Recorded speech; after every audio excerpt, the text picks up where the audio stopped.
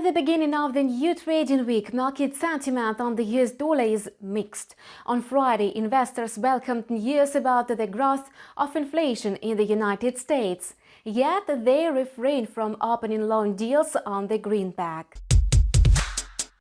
On the chart, we can see that the US dollar index, which measures the strength of the greenback against a basket of 6 major currencies, is trading with no clear-cut trend as investors refrain from active trading on the currency.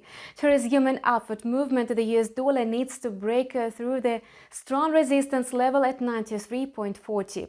Yet, investors are waiting for more drivers before opening long positions on the US dollar again. Besides, the recent political news and the Fed's policy are still weighing on the US dollar, pushing it down.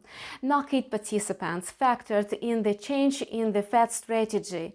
At the Jackson Hole symposium, Jerome Powell announced that the central bank would be more inclined to allow inflation to run higher than the standard 2% target before hiking interest rates. The regulator is sure that it will help ensure the stable employment level and improve other macroeconomic indicators. The decision of the Fed to keep the interest rate near zero is certainly bearish for the greenback. The presidential election race also spokes investors from the US dollar. The main event of the year in the United States will be held on November 3rd. No wonder things are heating up as this data approaches. There is a large number of undecided voters. Apart from 8 Republicans and Democrats are still unable to reach an agreement on the amount of the new coronavirus relief bill. At the same time, the political situation in Japan is much more definite.